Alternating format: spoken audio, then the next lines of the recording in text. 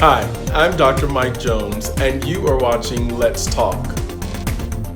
This is Dr. Mike Jones, Global Education Ambassador, and I am here on our Let's Talk series with Andre Ponder, Superintendent of Red Mesa Unified School District in Teec Nos Pos, Arizona. Did I say that correctly, Superintendent? You got it absolutely correct. Teec Nos Pos, Arizona. That's where we are. Amazing. How are you doing, sir? I'm doing very well, thank you. So what I want to know is, how has this pandemic actually changed the face of education, as it were, pre-COVID-19? Well, I would say it's changed drastically because not only has it impacted us here at the school, but it's impacted the community. It's impacted, small businesses, the families. And no matter how prepared a school may think they are, the preparedness extends beyond the school. And I think that's what we were not prepared for, is the preparedness outside of the school. I see. And can you talk a little bit more about that in terms of the preparedness outside of the school?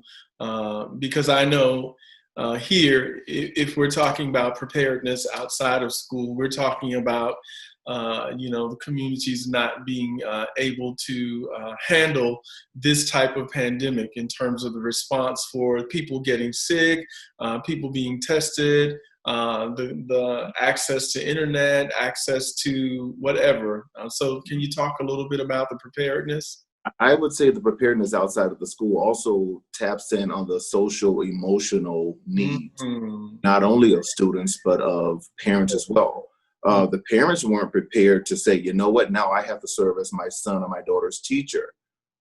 Many of our parents, in the rural area, may not even have a GED or just a high school diploma that they received years ago. The face of education has changed to where parents may not be able to assist their sons and daughters with the algebra, with the geometry, with the trigonometry, with the science. So we've had to be creative in how we even present our lessons.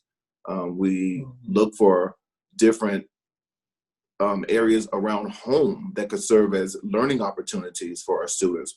For example, how do we tap into math at home without using the internet? How do we tap into science at home without using the internet? So the face of education has changed, and I believe that it's changed to say that it may not go back to where it used to be.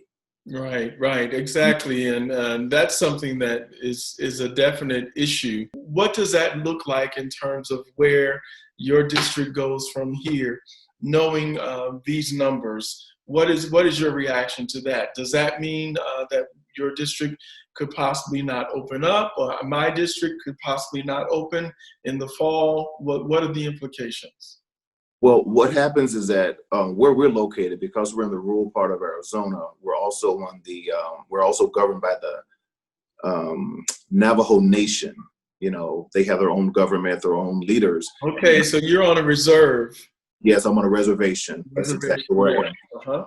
And we are governed by the Navajo Nation, as well as the Arizona Department of Education and the state of Arizona, the governor itself. So it's like we have three governing agencies that are over us.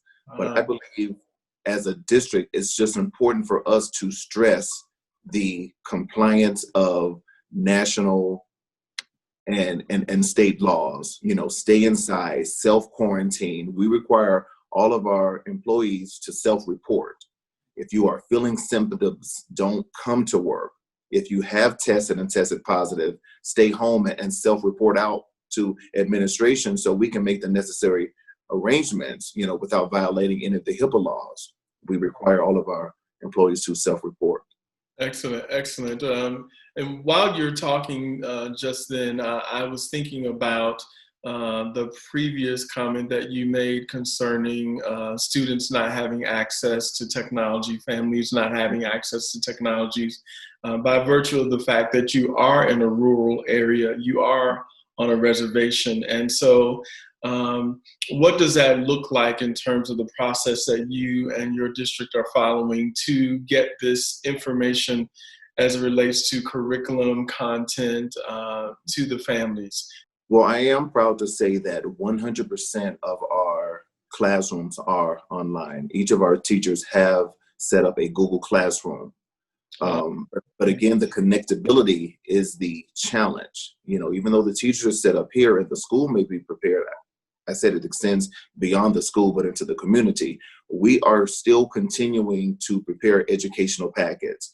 We require our teachers, and our educational packets are prepared every other week. Okay. So we require our teachers to put together at least 2 weeks worth of work for each content area, each grade level. And we just ask that our parents come on Monday and Wednesday of every other week to pick up the educational packets, in addition to the food that we're still supplying to our families and communities as well. So we're doing both the educational packets and the online learning opportunities for those that do have internet accessibility. And we're taking it a step further. We recently have been rewarded 50 laptops from a private organization in Phoenix. And not only are they donating the laptops, but they're also donating connectability devices or hotspots that we're also going to distribute to the families, of greater need in our community. Excellent, excellent. Mm-hmm. So with all those resources, and I'm happy to hear that those community partners are stepping up, if you will, to make sure the needs are being met for you and the district or the families in the district. And so as it relates to school opening next year, talk a little bit about that. What is your plan, or what has your team talked about, or your board, as it relates to looking ahead for the next school year? What happens if we don't see our students going back to school in the fall? What happens? What is the plan that you all have discussed, or have you gotten that far? Okay, well, that is still in progress. Okay. Plan A is to plan as though school is going to open.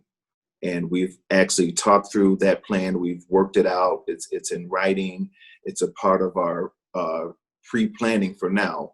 But if school does not resume and we're still in this stay-at-home order, it will look different. It will probably look a lot like it is looking now. But our biggest concern is that, will the state continue with the funding?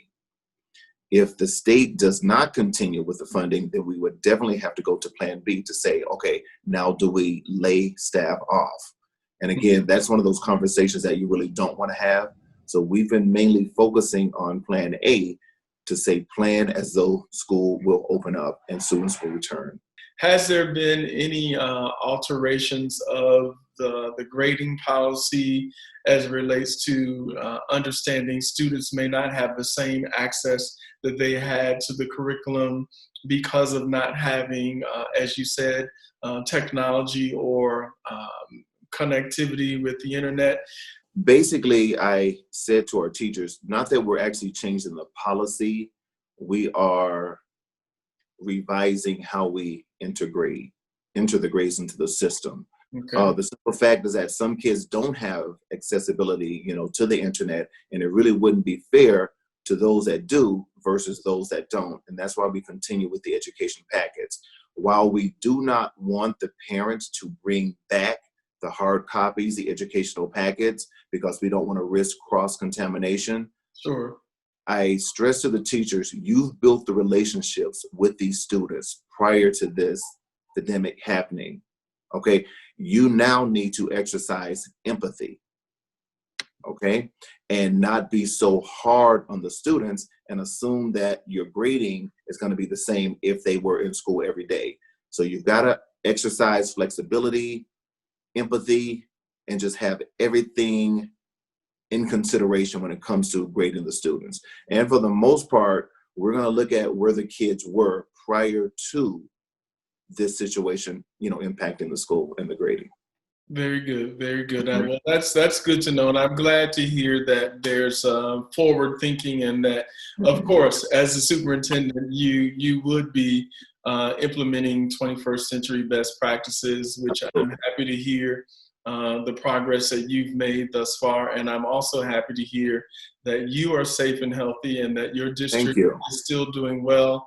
And we appreciate your time. I know how busy you are, and so I don't want to take too much of your time, but we definitely want to wish you well.